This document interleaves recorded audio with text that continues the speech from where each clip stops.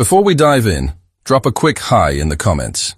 It may seem small, but trust me, it really helps YouTube share this story with more sci-fi fans like us. I'd love to see who's watching. The council broadcast came without ceremony. It pulsed through relay cores in every recognized system, translated instantly into over 6,000 languages. Species designation 438B, Homo sapiens.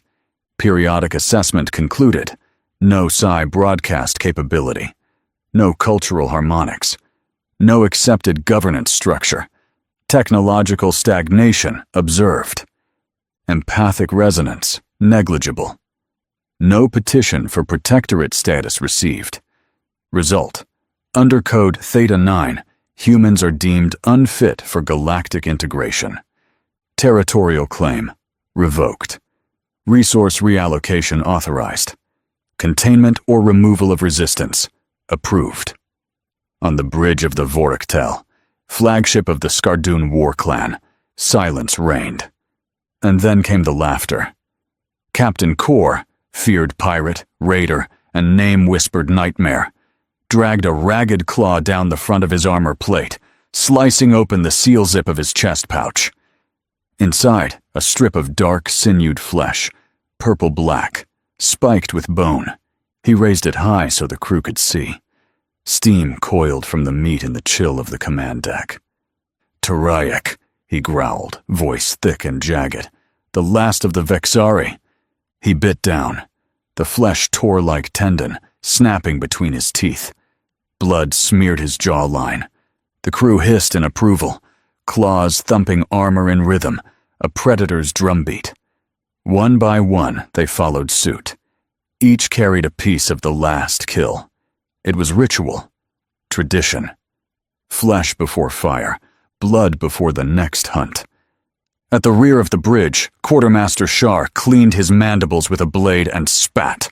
"Our lucky day. No shield treaties, no conquered codes. Meet with no protector."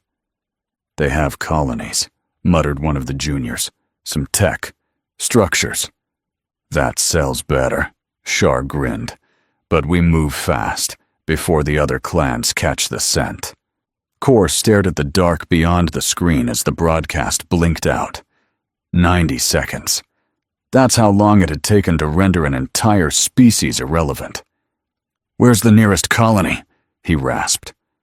Navigation chirped in response. A star map flared to life. The edge of the Terran cluster. A soft world. A soft name. Halcyon 3. It pleased him. "Launch the hunt." A younger voice spoke, half curious, half fearful. "What if they fight?" Kor turned to the young warrior. "Then they burn," he said. "Slower. That's all."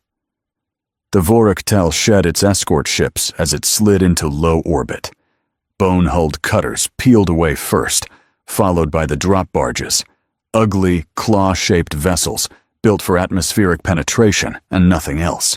No heralds, no challenge signals. The Skardoon did not announce hunts. They arrived like teeth. Halcyon 3 rotated beneath them, unaware. City lights traced river valleys. Agricultural domes glimmered faintly, misted with condensation. Traffic crawled along surface lanes in predictable civilian patterns. Kor watched the tactical overlay bloom across the main screen. "No orbital weapons," Shar reported. "No fleet signatures. No shield flare." A pause. Then, amused disbelief. "They never even tried." "Of course they didn't," Kor replied. "Prey that expects predators builds walls. These ones built homes." The first pods fell. They punched through cloud cover in screaming arcs, heat shearing across their armored hides. Skardoon dropcraft did not slow. They impacted, hammering into streets, fields, habitation blocks. Shockwaves shattered glass kilometers out. The doors blew inward. Skardoon poured out. They moved low and fast, bodies built for gravity, claws biting into concrete. Their helmets fed them heat, sound, and motion, highlighting panic in bright, twitching outlines.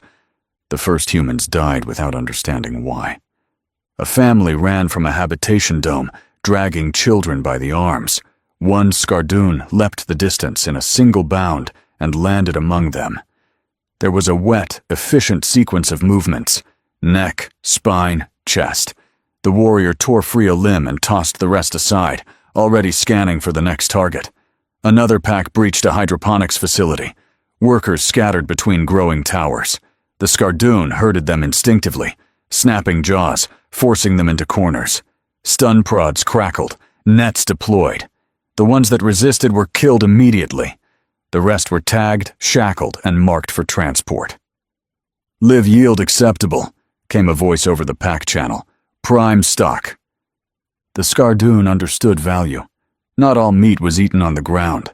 Much of it was boxed, flash frozen, cataloged. Humans were bipedal, protein dense, low in toxin markers, easy to process, easy to sell. In one settlement square, resistance flared. A handful of civilians with projectile weapons, firing wildly from behind a cargo hauler. It lasted less than 10 seconds. The Skardoon flanked without discussion, split the group, and left nothing standing. Kor advanced with the second wave, stepping over bodies, nostrils flaring as the scent thickened. Blood pooled in gutters. Alarm klaxons wailed, unanswered. "This is cleaner than the Kelt Run," Shar observed. "They break fast." "They were never taught otherwise," Kor said. A tower loomed ahead. Communications. The Skardoon marked it immediately. Charges were placed. The structure collapsed inward, antennas folding like broken ribs. The planet's local net went dark. Silence followed, then screaming. Kor paused, surveying the burning settlement, the moving packs, the loading barges already lifting back toward orbit, heavy with cargo. No counterfire, no reinforcements, no warning. He bared his teeth. Behind him, Shar laughed and keyed the profit tally, watching the numbers climb as human biomass was secured. "Our holds will be full," the quartermaster said, "and the markets will pay well. Soft-world meat always does." Kor looked out across Halcyon 3, flames licking the night sky. "Yes," he said, savoring the taste still lingering from the ritual. "It is really our lucky day." Location: Orbital Command Station Solaris. Flagship: Heimdall. 10 FTL jumps from Halcyon 3. The command deck of Solaris had gone silent the moment the Galactic Council broadcast began streaming across open channels. It was intended as a diplomatic update, but everyone on board recognized what it really was: a verdict. "This decision is final and will not be revisited for another 20 cycles," said a cloaked council minister. "We thank you for your attention." The feed ended. Admiral Edmund Craig stood still, fists clenched behind his back. He didn't speak. They just made it legal. The council hadn't declared war on humanity. It had done something worse. It had cleared the path for others to do so, with no consequences. The silence was broken not by speech, but by static. A red light blinked to life on the comm table. Incoming priority signal. Source: Halcyon 3. Encrypted. Partial packet. Craig stepped forward. "Patch it through." The hologram bloomed, warped and jittering with interference. Screams cut through static. Weapons fire. Then the voice. "Incoming fire, multiple impacts. Non-human craft, civilian loss. They are pirates. Tell the other colonies. Don't let them take us quietly." The signal died. No screams after that. No sound at all. Craig didn't blink, just turned to his XO. "Juan, connect me to every colony channel west of Canis Drift. Full priority override." Ortega moved fast. 12 systems. Civilians, cargo lanes, independents, all of them. The channel connected. A mosaic of anxious faces flickered to life. Craig leaned forward. His voice was low, calm, unshakable. "This is Admiral Edmund Craig, Command Station Solaris. We've received confirmed aggression against Halcyon 3. The attack was predatory, coordinated, and genocidal. No known Council faction has acknowledged the strike. We are 10 jumps out. Too far to rescue, not too far to answer. Evacuate immediately. All colonies near Cygnus Verge. Initiate full retreat. If you don't have weapons, don't stop. If you don't have ships, find one. Get out and come here. Your fallback vector is Heimdall Command. We consolidate. We regroup. We don't kneel. And if your people are afraid, good. So are the ones coming for us. They just don't know it yet. He closed the channel without questions. Behind him, Ortega's voice was tight. Sir, if this is the Council's new doctrine. Craig turned. Then, we just got a green light to start breaking doctrine. Sir, we're still too far from Halcyon. We are not going there. Get me deep-range scans, pirate chatter, black market activity, any fleet movement out of the Maw regions. Aye. Craig looked out the forward viewport. From Solaris, Earth was just a blur. But every colony, every child, every broken treaty lived in his chest like an oath. Juan Ortega returned 20 minutes later with a grim face and a datapad gripped tight in one hand. Craig didn't need the words. He could read the war in his eyes. They confirmed it? The Admiral asked. Ortega nodded. We traced residual propulsion trails from the Halcyon 3 site. Multiple thermal spikes. Engine signatures consistent with Skardoon War Clan cruisers. Older models, but modified. Cloaked entry. Full energy discharge. No survivors. Craig's shoulders tensed. The pirates didn't just hit and run, Ortega added. They harvested. Cold holds on their ships are full. Craig's jaw locked. Before he could speak, his private comm line pulsed green. Encrypted. Non-council frequency. Ortega glanced at the display. Sir, incoming. Unknown signature. Not council. I know who it is, Craig said. Bridge comm sealed. I take this alone. Craig stepped into the secure chamber and activated the link. The holo display flared to life, its surface rippling like disturbed water as the image stabilized. Within the shifting blue lattice, a figure resolved. Deep blue skin, fin-fringed features, eyes adapted to pressure and darkness. The Varkul, amphibious, elegant, quiet, ancient. They held a seat in the council, silent, ceremonial. But their allegiance to humanity was a secret they buried beneath protocol. Officially, they didn't exist outside their homeworld, Karith Voss, a drowned planet of methane oceans and glacial tides. The being in the holo dipped its head. Admiral Craig. Varkul, Craig replied. It's been a long time. Varkul's throat sacs shifted slightly, the Varkul version of emotion. We received word of Halcyon 3. The Skardoon are not the only war fleet stirring. My sources confirm activity in the Cygnus Maw, the Fractured Belt, and the Old Void corridors. The smell of open season is spreading. The Council's broadcast was a message, not to you, to them. Permission without consequence. Craig nodded grimly. We warned you this day might come, Varkul said, and in silence we have prepared. We honor the pact your ancestors forged with ours, when your species shared oxygen tech to lift us from our oceans. Without that, we would still be drowning in our own world. For decades, we have sent you schematics, shield lattice cores, enhanced coil disruptors, and we will send you more. But you must leave. Return to Sol. Fortify your birth system. The outer colonies are exposed. You will be hunted. Craig shook his head once. Slow. Final. No, he said. We run now.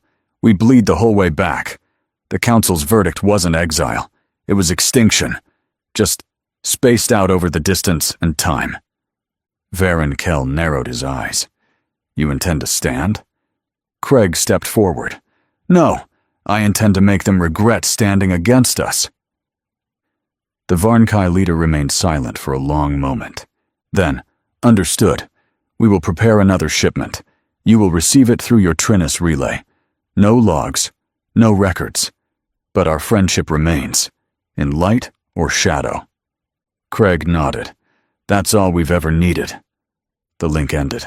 Ortega re-entered moments later. "More trouble?" "More truth," Craig said. "The Varnkai are sending weapons, and warning us." "Warning us about what?" "That the Skardoon are not the only threat. We're surrounded. The council turned off the alarms, and now everyone thinks they can take a bite." "Do we evacuate?" Craig answered right away. "No, we prepare for war." "The council marked us as prey," he said. "Then let them hear what happens when prey bites back." The first refugee ships came in quiet. No victory chants, no signal flares, just hulls scarred from atmosphere burns, transponders locked tight, and drives bleeding heat. They settled into orbit above Heimdall Command one at a time, silent ghosts dropping into sanctuary. Admiral Craig stood at the viewport on Solaris Station's upper deck, watching the inbound paths.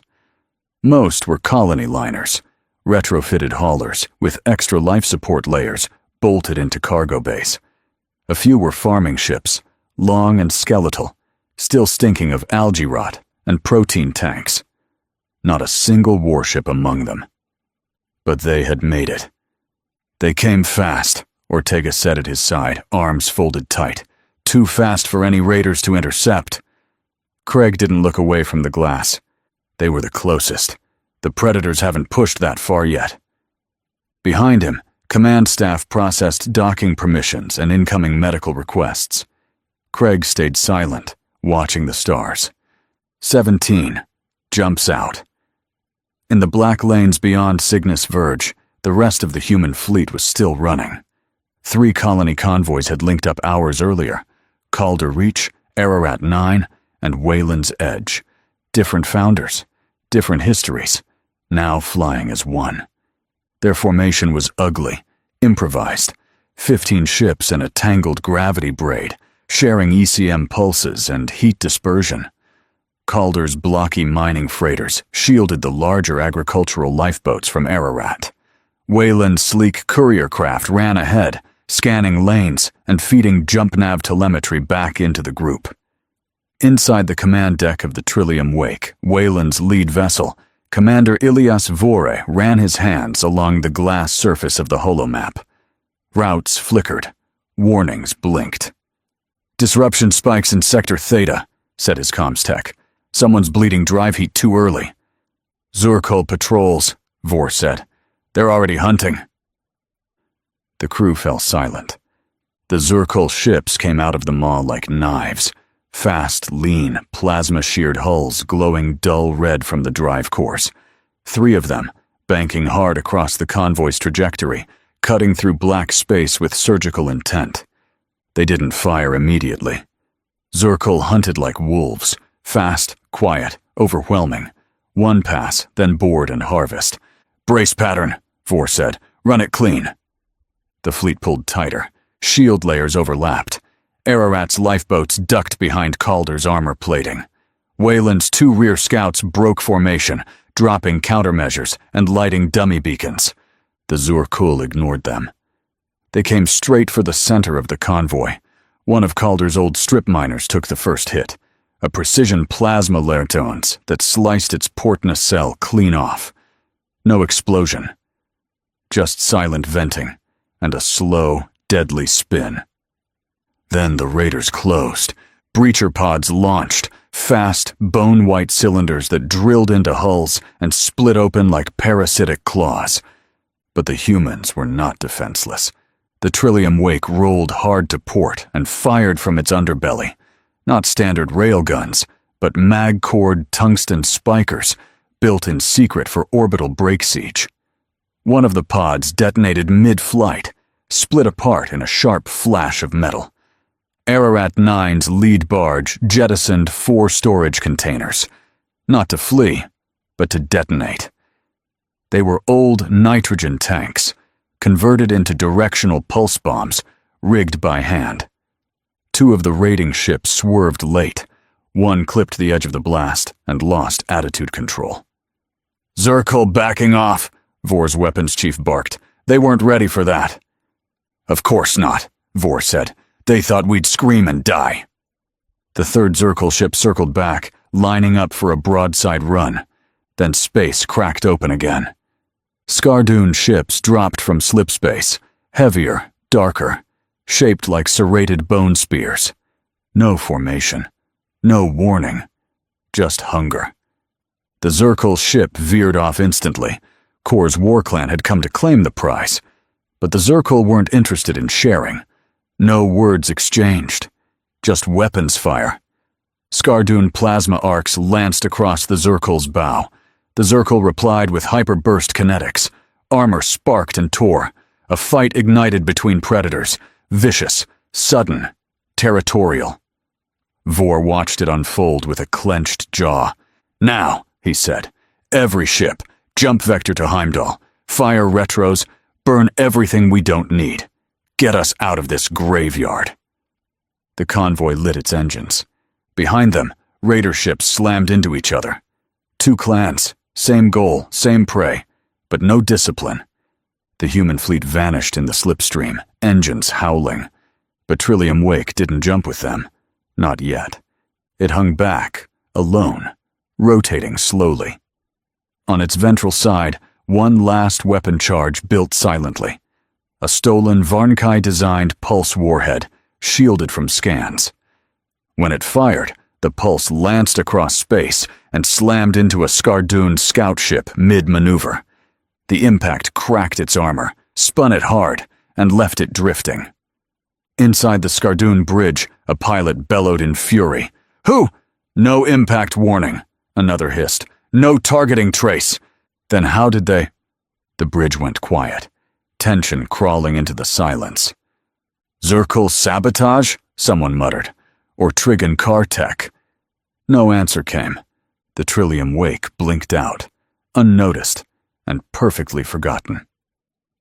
Hours later, in Heimdall orbit, Admiral Craig watched the second wave arrive. 15 ships dropped from FTL, scarred, smoking, but intact. Ortega exhaled. They made it. Craig didn't speak at first. He just watched the telemetry scroll. Ortega tapped his console. "Captains from the 3 colony convoys are requesting a joint debrief. They're already in holding." "Clear them through," Craig said. He stepped back from the viewport, jaw locked tight. "I want everything they saw, every jump, every contact, from all of them." Ortega nodded and turned away. Craig remained still for a long moment, watching the dark beyond the station glass. "The galaxy still think we're running," he said quietly. "Let them." The debrief room in Heimdall Command wasn't built for comfort. It was built to make people speak quickly and think clearly. 3 captains sat at the far end of the reinforced table, each from a different colony, each marked by exhaustion, by loss, by survival. Craig stood at the head, Ortega beside him. The lights were clinical. The atmosphere was airlocked silence. Craig didn't start with questions. He let them speak. Captain Darren from Calder Reach went first. Sharp voice, all angles. He outlined the ambush, the Zirkul intercept vectors, and the mining haulers' shield stacking. Captain Rail from Ararat. 9 followed, calm, medical. Explained how her crew rerouted power from atmospheric processors to engine buffers, how they moved behind the miners and kept the civvy hulls from collapsing under pressure. Both spoke like survivors. Then Craig turned to the third. Commander Ilias Vore didn't move. He'd been quiet through it all, elbows on the table, fingers steepled, still wearing half his jump harness. No ceremony. "Trillium Wake was last to jump," Craig said. "Explain." Vore looked up. "No damage on our side. No borders. No lock. We had time." He let the silence settle before continuing. "We held position 36 seconds after the last freighter cleared." Ortega frowned. "Why?" Vore answered without blinking. "To confirm something." He tapped the holopad in front of him and pushed it forward. The table's surface flickered, displaying a recorded data slice, long-range imaging and radiation tracking. Playback from a stealth sensor array mounted under his ship's keel. 3 vessels, mid-battle, Skardoon, Zirkul, and a flickering 4th trace. His own shot. Craig leaned forward slightly. Is this the pulse? Yes. The playback looped. The warhead impact showed as a clean, tight spike. It hit the Skardoon scout ship mid-roll. No pre-lock, no tracking trail. Craig asked, "Varkul?" "Half," Vor said. "We cracked the shell. Replaced the core with a Terran-built scatter lattice. No traceable coil signature. The whole thing's invisible to standard forensic sweeps." Ortega tilted his head. "So no one knows you fired?" "No one can prove it. They didn't even turn toward us." He shifted slightly. Not smug. Focused. They turned on each other. A pause. Then he added, "They never considered the shot came from us. That's what I stayed to see." Craig straightened. "And what did you see?" Vor tapped the data stream again. A second spike appeared. Not a weapon discharge, but a signal ghost. A Skardoon beacon pinging toward high-band tactical relays. Not human. Not Council standard. They tagged the Zurkul. Ortega muttered, "They blamed the other predators." Vor nodded. "I figured they would. No one expects a convoy ship to carry something that surgical, especially not humans. We're supposed to panic, burn engines, die." Craig said nothing. He just stared at the loop. Finally, "What happens if we do it again?" Vor's answer was immediate. "They'll start hunting each other before they hunt us." The room went still. Ortega spoke slowly. "That's assuming we don't get identified. If one of them puts it together, then we go back to dying on schedule," Vor said. "But if they keep misreading our signals, that's chaos. Confusion buys time." Craig looked over at his intelligence chief, who had been silent until now. "Any chatter from the outer sectors?" The officer checked her slate. Zurkul movement along the void spine just shifted. Intercept angles now aimed at Skardoon border posts. 2 detachments pulled back from human-aligned lanes. No public accusations yet. Craig stepped away from the table. "We need more of these pulse rounds. Cloaked, silent, off-record. No standard tech markers. Vor. We've got the schematics. Wayland can scale production." Ortega. "Deployment?" Craig turned back. "We don't strike targets. We strike nerves. Patrols, transports, border lanes. Just enough to make someone paranoid." Vor didn't speak, just nodded once. "New protocols will be distributed within the hour," Craig said. "Full blackout. No fleet stamps. All traces removed." The room stood together. The captains nodded. The debrief ended. Craig remained still as they filed out, eyes fixed on the loop of data still playing across the holotable. A single shot. 1 moment of engineered silence. Enough to start a war that wasn't theirs. The cloak wasn't for hiding. It was for misdirection. The weapon wasn't just ready. It was reproducible. Commander Ilias Vore stood over the pulse casing as it cooled inside its cradle. The alloy sheen had that dull, untraceable finish now. Carbon diffuse plating folded over a Varkul-designed lattice, modified by Weyland engineers. No signature. No residual telemetry. No predictable decay trail. The engineer at his side finished recalibrating the scatter array and stepped back. "That's number 8, he said. Vor didn't answer right away. He leaned in, checked the housing seals himself. Gloved fingers brushed over the final emitter plate. He tapped once. No distortion. Good. "Push production to 15 by next rotation," he said. "I want them pre-charged and sleeved. No unit should carry more than 1. We fire once, then vanish." The engineer hesitated. "What about storage bleed?" "We dump them after launch." "And if we miss?" Vora looked at him. "We don't." On the upper deck of Heimdall, Admiral Craig stood in the blacklit tactical bay as 5 beams swept downward across a central platform. Above them hovered a ghost projection of the outer verge. Once human space, now predator territory. Blinking red signals marked key pirate sectors. No flags, no affiliations, just targets. Craig reached into the display, dragging 3 translucent rings across the map, each one centered over a known pirate supply point. Fuel, ammo, navigation course. "First wave hits here," he said. "Silent shots. No chatter. No trail." Ortega, standing beside him, watched the vectors draw themselves. "These are Scardoon zones," he said. Craig nodded. "We don't hit them directly. We hit what keeps them moving. Let the others guess who did it." He rotated another slice of the map. Nokthar outpost in the Strix depths, Dravek docking spines on Telva 9, Trigon-Kar convoy anchor between Helos and the Maw. Ortega's jaw flexed. "You're poking 5 hives at once." "I'm giving them 5 reasons to stop trusting each other." Below the core, Heimdall's new lattice spine shuddered once, a low vibrational pulse that rippled through the metal. The shield ring was coming online. Gravitic anchors locked into the outer shell like a blooming iron flower.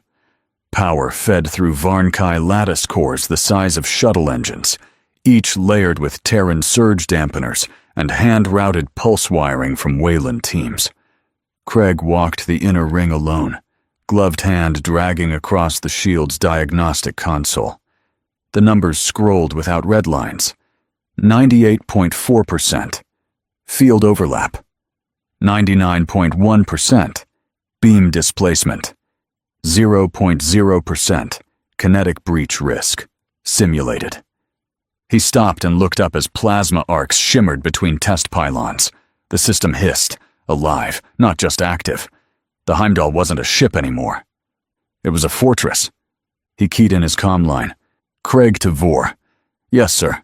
You fly in 4 hours. I want 2 test runs before that. Ghost launch only. Confirm tracking nulls, route disruption, and post-strike FTL fade-out." "Understood," Vor replied. Later, in the classified war room, Craig met with the Black Cell's handlers. No names, no uniforms. Just datapads, filtered voices, sealed channels. "We're not here to win battles," Craig told them. "We're here to start them, between our enemies." He laid out the deployment path. 2 Vor-led ships per strike group. 1 fires, 1 scrambles sensor echoes. All returned through misaligned FTL hops to fracture trail analysis. Deploy across 6 systems in 3 days, no overlapping vectors. "This isn't a counterattack," Craig said. "This is misdirection with teeth." "What's our fallback if they trace it?" one handler asked. Craig's reply was cold. "They won't. But if they do, it'll be over another faction's corpse." In the shield chamber, Vor watched the final emitter test. A silent, shielded pulse through vacuum. No light, no noise. Just numbers. The system recorded 2.4 seconds of energy transit before dispersion. It was enough. He keyed into Heimdall's secure channel. "This is Vor. Strike units 1 through 4. Final briefing in 15. Load silent casings only. No secondary arrays. Execute as plotted." "We move in shadow," said one of the lieutenants. "No," Vor replied. "We are the shadow." The first strike came just before dawn over Telva 9, and no one saw it. One moment, the Dravik Consortium's refueling lattice hung quiet above the gas giant, siphoning core plasma through a triple spine rig. The next, it was gone. No explosion, no warning, just a silent rupture of internal systems, followed by a slow, catastrophic break. Surveillance caught nothing. Local comms froze in place, and by the time scavenger skiffs arrived 2 hours later, there was only debris, superheated plating and a half-melted emblem drifting in vacuum. The Dravik blamed the Nokthar. The Nokthar didn't get the chance to respond.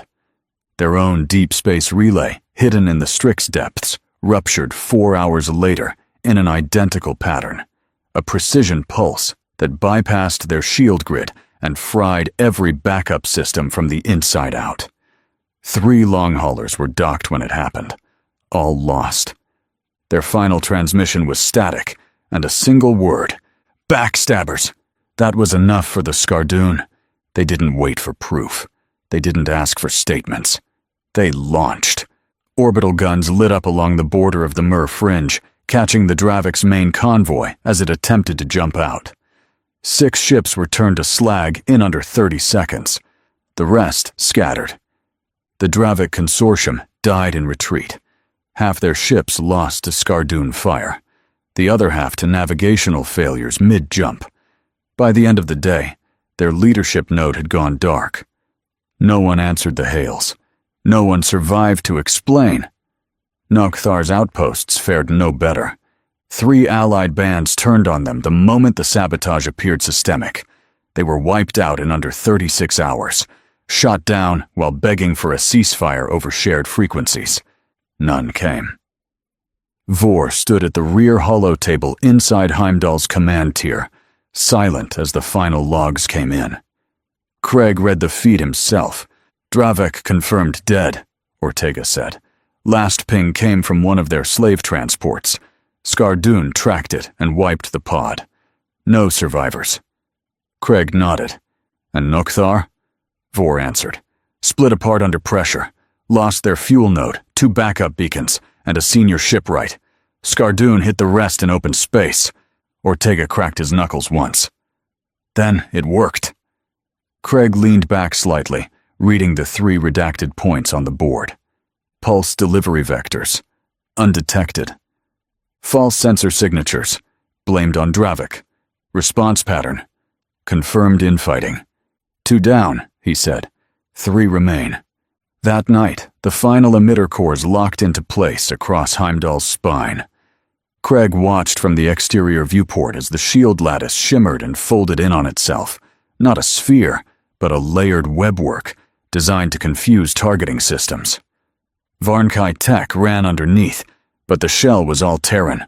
Dense alloys, manual routing, triple redundancies. Power surged through the central spine like blood. One by one, the defense grid nodes turned green. No flicker, no surge, just confirmation. The Heimdall was no longer just protected. It was sealed. A mobile bastion behind a wall no pirate ship had the firepower to crack. Craig turned to Ortega. Run simulated impact, Skardoon Dreadnought class, full volley. The projection ran. Nothing got through. And now? Ortega asked. Now we become bait, Craig said. The next day, Vor returned from the final rotation with 12 strike ships behind him. Not a full fleet, not even a proper wing. But each one now carried the upgraded pulse weapon, slotted into ventral racks and cooled with triple redundancy shielding. He reported directly to Craig in the command tier. Zurkul didn't engage, he said. They're tracking Skardoon movements and pulling back, probably trying to survive what they think is another clan war. And Trigankar? Observing. No aggression, but they're watching every slipstream from orbit. Passive scans only. They're smart. Too smart to move. Craig nodded. Let's keep it that way. Vor glanced at the board. 2 names gone. 3 left. They're eating each other faster than we expected. They're predators, Craig said, and we made them hungry. Sir, incoming transmission, Ortega said. Non-council frequency. Unverified species signature. Not on the white list. Route it to me, Craig said. The call blinked to life. Slow, deliberate, static around the edges. The holoprojector shimmered in blue. Then it shifted. The figure that emerged wasn't like the others. Tall, bipedal, scale-bound skin with dull copper plates grown into the shoulders, head ridged with 4 low crests, no mouth visible, only a glowing vocal aperture near the collarbone. The species identifier pinged incomplete. Species unknown. Designation, Suk lore. Lexicon, unsynchronized. But the being spoke anyway, and the voice that followed was low, modulated, shaped for clarity. We are Suk lore. You do not know us, but we know you. Craig said nothing. We fled a region you do not chart. The enemies we fled do not follow your codes. We were prey, hunted, bled, exiled from our own flame worlds. The image flickered, showing burned wreckage behind them, fragments of skiffs, cargo hulls, and what looked like low-atmo habitats. For cycles, we moved, escaping one predator only to find another. We left our dead in too many skies. Ortega's voice broke the silence in a whisper. This is a diplomatic call. Craig nodded once. Let them speak. The Suklor tilted their head. One cycle ago, while fleeing a raid corridor near the Cygnus Fringe, our final carriers dropped into a contested zone, the place you call Nukthar space. Ortega stiffened. They were there? We expected slaughter, but we saw something else. We saw predators, turning on each other. Not wild, not random.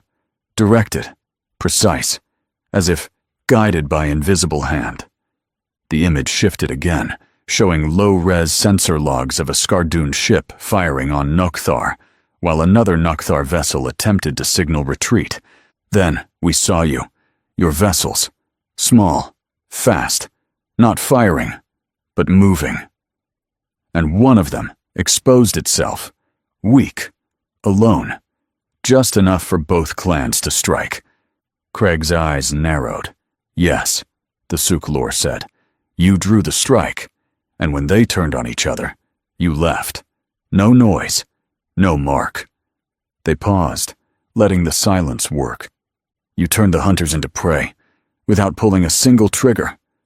Ortega crossed his arms. And now you want what? Sanctuary. The Suklor didn't react. No flinch, no anger. We do ask for sanctuary, he said, but not as cowards, not as cargo. We'll fight. You give us a place to stand. We'll help you hold the line. Craig's gaze narrowed. You offering warriors? The Suklor envoy nodded once. We are few, but not useless. Orbital refraction cloaks, stealth rigs, nav charts the Concord never mapped. We bring them. Craig stepped in. Why? Because we watched. You survive by adapting. We don't. Not well. Not fast enough. We want to learn. The holosignal hung steady, audio clean. Craig turned to Ortega. Get Vor on the deck, and prep a secure hangar. Ortega raised an eyebrow. You're bringing them in? Not yet, Craig said, but I want them face to face. He turned back to the projection. Suklor, this is Heimdall Command. How long until you reach docking range? The Suklor envoy tilted his head. 1 cycle, Admiral. Less if your skies stay clear. Craig nodded once. Good. Vector Delta 3. When you arrive, come slow, running cold. We see anything out of place. Your signal goes black. Understood, the envoy said. It is not in our nature to betray a pack we choose. The Suklor arrived with silence. No escort, no formation. Just 12 ships, shaped like folded daggers, gliding under Heimdall's outer sensors before revealing themselves. When they docked, they didn't step off with ceremony, just presence, measured, scarred, alive. Craig met them face to face. Suklor Command wasn't organized by rank, but by memory. The one that spoke was old, even by their standards. Scaled plates dulled to a bronze hue, spine markings faded with time. No weapons visible, just resolve. We honor the line we asked to stand in, he said. We will follow your orders. Craig offered no speech, just a nod. Then we begin today. But that was only the start. The second call came 8 hours later, encrypted, long wave, and modulated by harmonic resonance. Ortega frowned. It's not a language, it's sound patterns. Structured, but strange. Craig leaned forward. Loop it through bioacoustic filters. Something alive is sending this. The audio shifted. Subharmonics turned to tones. Tones turned to voice. This is the Arathi. You do not know our name. Most do not. A soft, musical frequency underscored every word, like speech riding a melody. We do not leave our world. We cannot. We are our world. The holomap displayed a glowing blue sphere, Raylos, a sun-synchronous planet wrapped in radiant bands and storms. Beneath those storms lived the Arathi. They had no military, no orbital presence, but they had something else. We are music, radiation. Our culture sings in frequencies, bound to our sun. Our shield is harmonic, born of resonance. It burns what touches it. The image flickered. A fleet of pirate ships hovered just above the ionosphere, weapons firing in rhythm. Plasma bursts, shock torpedoes. Nothing broke through. They cannot enter, but we cannot leave, not without breaking ourselves. Ortega whispered, "It's a siege. We ask not for ships. We ask not for blood. We ask for trade. We can hold for 2 cycles, maybe less. But we will not last without medicine, or food, or trading." Craig stood still, eyes scanning the readouts. "In return, we offer our harmonic shield matrix. You may replicate, alter. We share this freely. Because if we die, no one will ever hear us again." Craig replied simply, "We hear you now. You're not alone anymore." The third transmission came 12 hours after that. A low-grav planet, dense mist atmosphere, 3/4 of it already under pirate occupation. The rest held by a primitive race, clawed bipeds with crystalline bone structures and glow-threaded veins. No FTL, no off-world contact. They called themselves the Volkral. Their language had no word for diplomacy, but they knew war and loss. The call came through bursts of imagery and basic shared glyphs. It was hard to decipher, but the message was clear. Half of their world was burning. The other half was inside a living shield, a continental volcanic ridge that emitted radiation levels lethal to all non-native biology. But the pirates weren't giving up. Volkral envoys, clad in bone armor and burned scars, sent their plea the only way they could, by walking into an active geothermal beam and letting it transmit their biosignal straight into Heimdall's receivers. They knew they couldn't win, but they could beg. "We offer no ships, no tools. Our world is not ours to give," said the Volkral envoy through a cracked translator.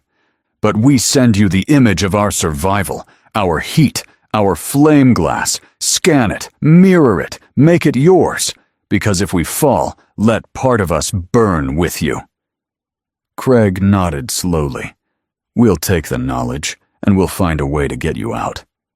By the end of 72 hours, 5 species had made contact. All non-council, all hunted, all considered irrelevant by the Concord's caste structure, all watching humanity move. They didn't come for protection. They came because the galaxy had turned its back. And humans had proven in the past that they were resourceful and dangerous when cornered. They came because humanity was their last chance of survival. Each species sent what they could. The Arathi offered harmonic shield schematics. The Volkral transmitted geological scans of their flame glass armor, data detailed enough for human engineers to replicate. The Zirethi Kul shared jump calibration tech that shaved precious fractions off FTL drift, and the Nirai Fold gave them sensor ghosting grids capable of mimicking entire phantom fleets. None of this came through council lines. All of it was shared in defiance. Craig stood before the warboard, watching the map of alliances shift. Each name carried weight now, each signature added to the network. At his side, Vor stared at the Suklor delegation as they walked past a hollow projection of Heimdall's strike zones. 5 species in 3 days. The council never even listed us as sentient. Now they're watching us build something. "The council never acknowledged us," Craig replied. "They just classified us." Ortega sighed. "What do we call this then?" Craig looked at the names flickering across the map. Faint lines connecting them. Lines of signal. Trade. Trust. "We don't call it anything," he said. "Not yet." The first Zirkul ship breached visual range at 0423 Heimdall Standard. They didn't broadcast demands, didn't jam signals. They came in fast, weapons charged, shields hot, and formation tight. 28 cruisers, 6 Dread-class ships with bone-sculpted hulls and plasma-bore spinal cannons. Trigon car ships decloaked 30 seconds later. 12, no markings, their matte black skin rippling with sensor-baffling tech. They kept their distance, flanking wide like patient executioners. Admiral Craig didn't flinch. He stood on Heimdall's upper command deck, watching the hostile fleet roll in across the hollow. "Ortega," he said, voice flat. "Are they hailing?" "No, sir. Full lock. Weapons free." "They think they've caught us unready," Craig said coldly. He glanced at the tactical officers. "Bring Heimdall's shield to full burn. Let them see we were waiting." The stars outside dimmed. A low hum filled the bridge, rising in pitch until it shimmered in the bones. Heimdall's shield lattice, fed by 5 deep-cycle reactors, expanded like a burning dome. Every human vessel under its cover snapped into full tactical sync. Even the older hauler frames hummed with repulsor integrity, armored like warships. Zurkul dreadnoughts opened fire first. Plasma lances screamed toward the shield edge, white-hot arcs designed to bore through carrier hulls. The first wave hit. The shield didn't flicker. The energy absorbed and folded, channeled through the Arathi harmonic matrices Craig had installed just days before. The second wave of fire came harder, angrier. Then everything changed. From behind the second ring of Heimdall's formation, a dozen Suklor strike frigates decloaked. Fast, quiet, armed to the bone. They didn't give warning shots. They split the Zurkul flanks with needle bursts and spike torpedoes, weapons designed not to kill, but disable. Targeting engines, power cores, escape vectors. In 3 minutes, the Zurkul formation turned into debris. Trigon car ships began to retreat. Craig didn't stop them. Not yet. He turned to Vor, waiting on the lower deck in full command armor. "You have your orders?" Vor nodded once. "We break them today." Zurkul homeworld. 9 hours later. The planet was called Naskarith, but the humans didn't need the name. Only the coordinates. The Zurkul had thought their distance would protect them. No strike fleet had ever come close to their core systems before. That mistake ended now. Commander Vor's fleet dropped from slipspace with no formation ceremony. Naskarith bristled with orbital defense stations and pulse platforms, the kind that shredded most fleets before they reached lower orbit. But Vor's ships didn't come in from orbit. They phase-jumped beneath it, using Zerethikul coils fused with Suklor stealth rigs, targeting a blind band just above the equator. It was narrow, unguarded, and mapped by nav charts the Zurkul didn't even know existed. By the time the orbital batteries began recalibrating, the human fleet was already in atmosphere and burning targets. They tore into orbit-to-ground relays, supply depots, fleet dry docks, and data centers. Anything that gave the Zurkul reach. Infrastructure disappeared in firestorms. Thermal barrages collapsed refinery towers. Craters bloomed across the polar lattice where their manufacturing cores once stood. One Suklor frigate hit a central control nexus with a destabilizing sonic core. The blast didn't vaporize the site. It unfolded it, layer by layer, as if the building had been made of pages set alight. Zurkul Command responded too late, fractured, desperate, outranged. Their first wave of counter-assault cruisers were cut down before clearing Atmo. Their second wave turned back before reaching orbit. On Naskarith's northern hemisphere, Zurkul hatchery domes burned blue. Vor didn't stop at Naskarith. In the next 36 hours, his task force hit 3 more critical systems: staging worlds, resource moons, and encrypted comms hubs, not with fleet bombardment, with precision. No pirate slaves were killed, no civilian docks touched. This wasn't extinction. It was crippling.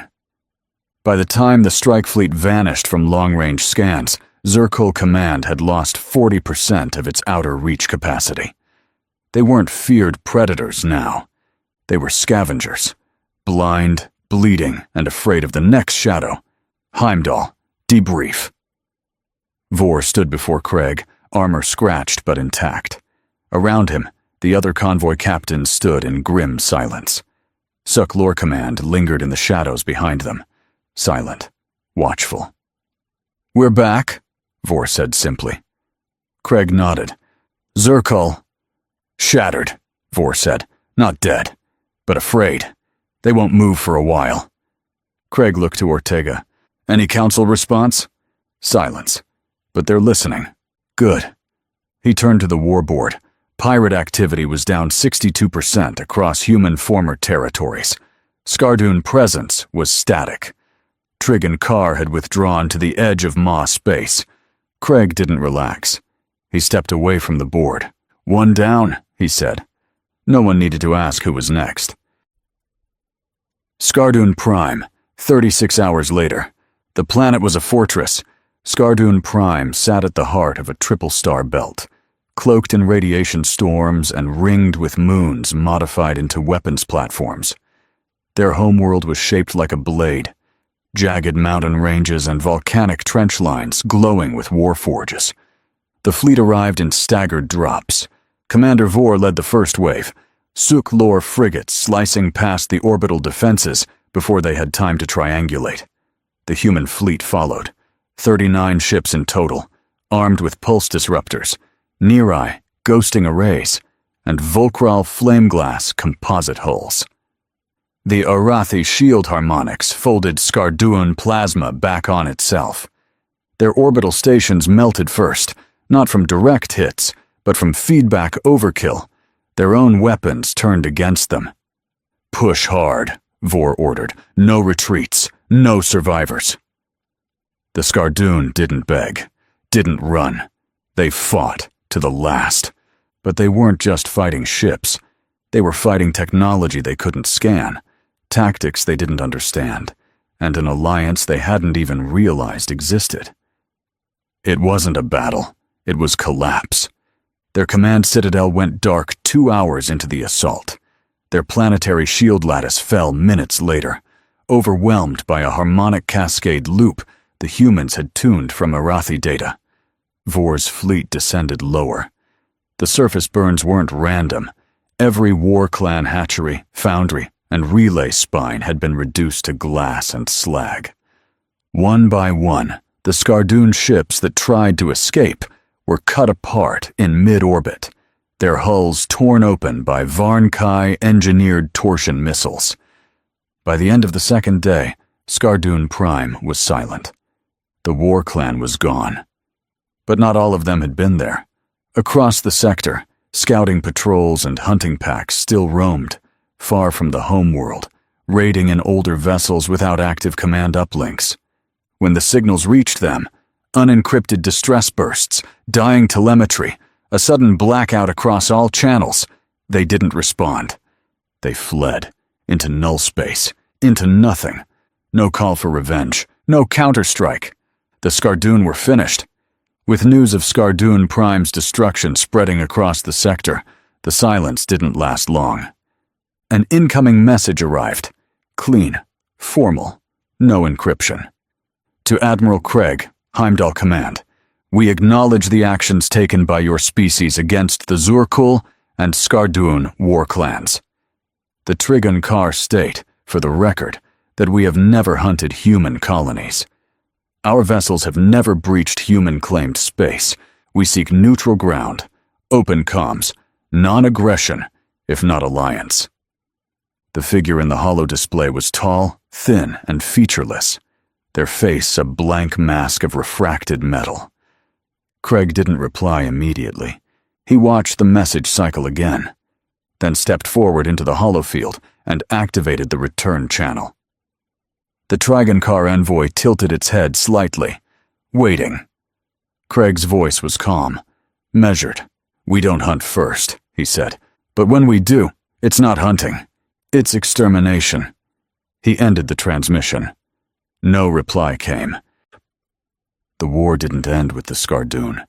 It ended when the ones who had watched, the ones who had whispered through encrypted lines, shared schematics in secret, or sent aid across voids, were no longer prey. Admiral Craig knew that freedom had a cost. He also knew it had a schedule. He gave Vor and the Suk Lor 6 days. The task force split into 4 arms. Vor, Ortega, Suk Lor tacticians, and 3 human captains now battle-tested and trusted. They launched from Heimdall in precision formations, each fleet tasked with breaking siege lines where allied species were still trapped under pirate or raider control. Their objectives, the Volkral 4